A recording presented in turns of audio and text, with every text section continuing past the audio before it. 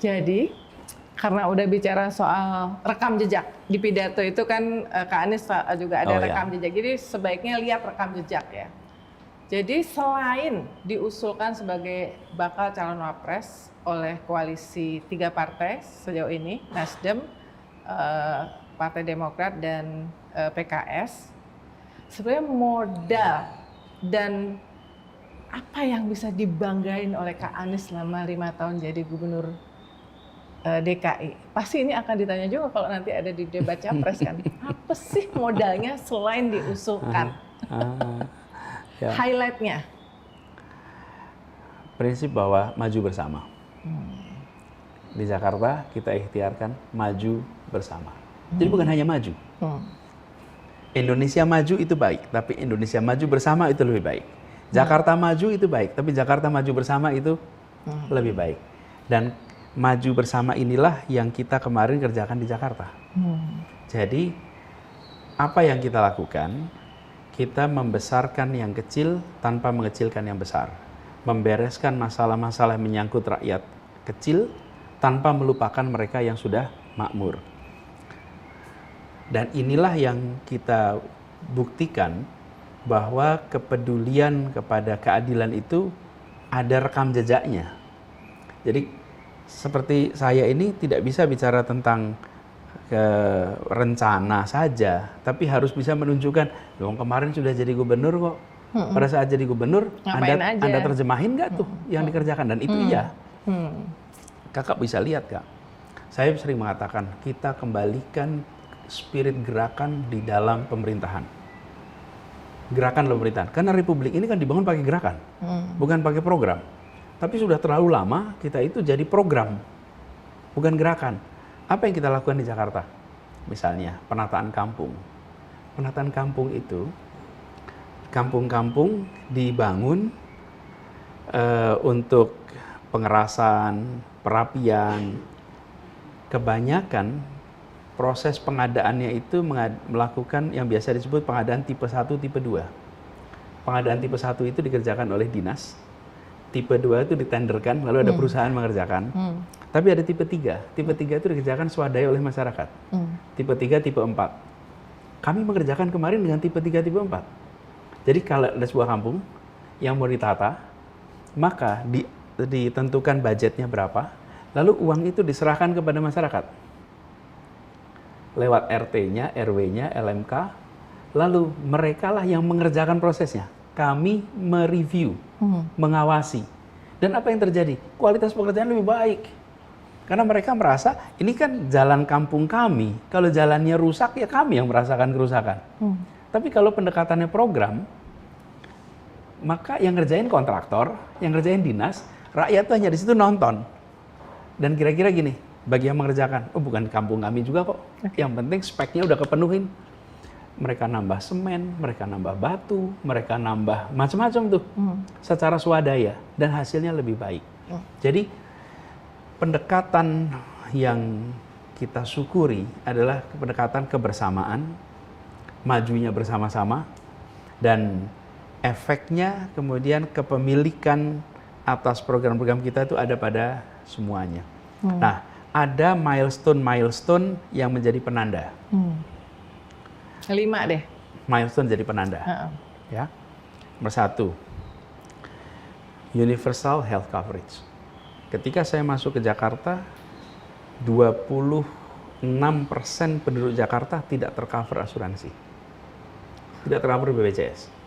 Lalu kami, saya bilang kita harus cover semua orang. Jangan sampai masuk rumah sakit jadi miskin. Itu nggak kelihatan, nggak ada fotonya. Dan Jakarta 100%. Caranya gimana? Caranya itu bukan orang dipanggilin, para lurah diharuskan memastikan penduduknya 100% tercover. Kalau tidak, tunjangannya dipotong. Jadi lurah-lurah ini kerja betul lewat RW, RT. Tidak boleh lagi ada orang yang tidak tercatat. Nah, kami siapin anggarannya. Jadi bayangkan begitu masuk, kami itu harus ngeluarin uang 1,4 kalau nggak salah triliun untuk itu. Tapi ini kan komitmen negara untuk melindungi. 100% terlindungi. Yang kedua, ini contoh kedua. Yang kedua adalah membangun transportasi yang terintegrasi. Jaklingko ini ya. Jaklingko, yang orang bisa pergi dari mana saja ke mana saja dengan satu sistem. Dan di dalam Jaklingko itu muncullah terobosan mengenai bis listrik, muncullah terobosan mengenai pengintegrasian antara kereta api, kemudian bis, angkot dan lain-lain. Jadi itu yang kedua. Yang ketiga, ini contoh aja nih. Saya coba sambil ingat-ingat. 5 contoh aja. 5 contoh aja. Kemudian bagaimana kita membangun Jakarta International Stadium yang sudah bertahun-tahun itu menjadi PR, dan itu janji kami kepada warga Jakarta bahwa Jakarta harus punya stadion, dan terjadilah itu stadion yang dibangun di masa pandemi, yang konsepnya adalah stadion modern yang datang ke sananya menggunakan kendaraan umum, karena itu dicari tempat yang di samping rel kereta api. Mudah-mudahan ini nanti stasiunnya segera tuntas supaya orang kalau mau ke JIS parkirnya di mana? Parkirnya di semua stasiun di sekitar Jabodetabek. Parkir aja di situ, naik kendaraan umum sampai ke situ. Itu ketiga contohnya adalah JIS. Lalu keempat adalah pembangunan ruang ketiga yang mensetarakan. Ruang ketiga ini, ruang pertama itu di rumah, ruang kedua itu tempat kerja, ruang ketiga itu di arena publik. Apa itu?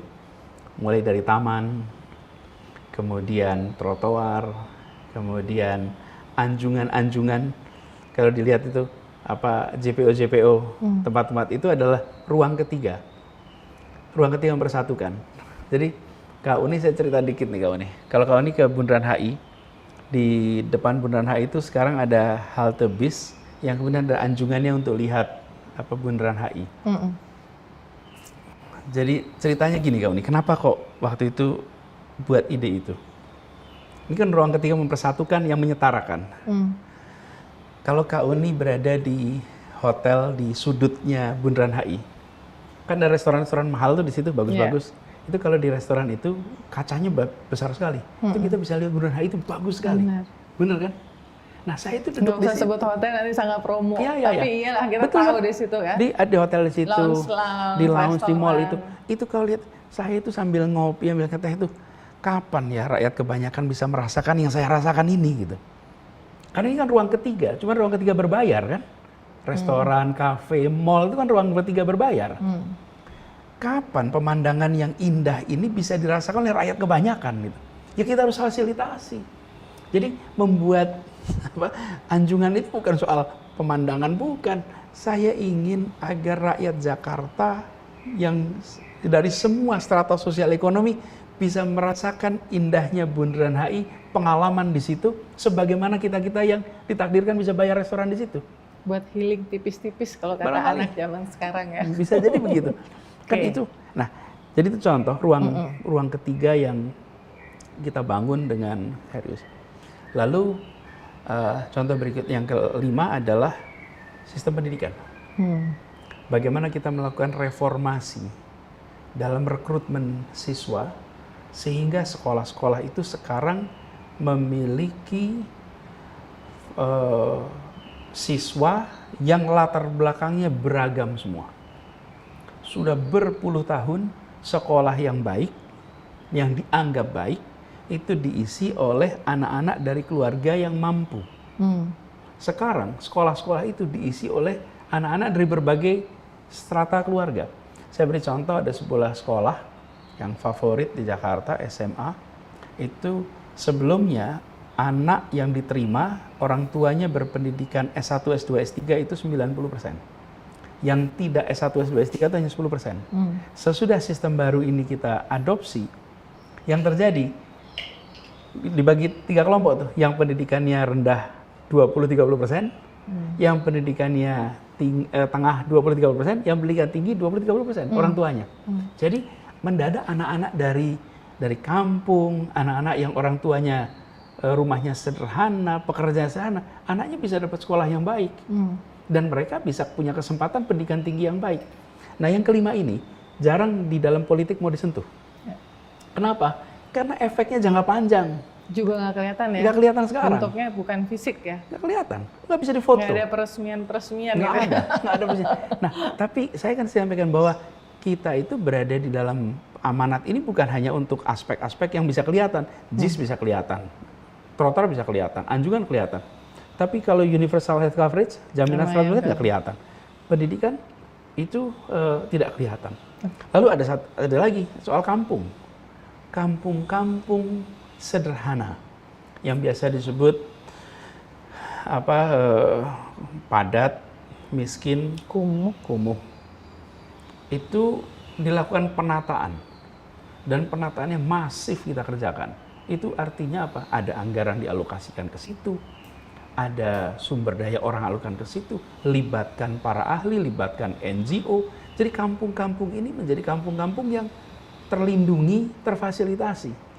Dan ini Kak Uni, dari semua acara menuju perpisahan selesainya saya di tugas di Jakarta, yang paling menyentuh, yang paling buat saya itu mengharukan, itu ketika kampung-kampung mereka berada dalam jaringan rakyat miskin kota, itu bikin perpisahan di kota tua. Dan mereka mengutarakan hal sederhana.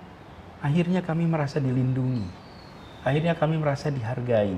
Akhirnya kami bisa hidup dengan tenang. Ketika kampung-kampung miskin ini dapat kesetaraan kesempatan. Dan gimana mereka bisa berusaha juga dengan tenang.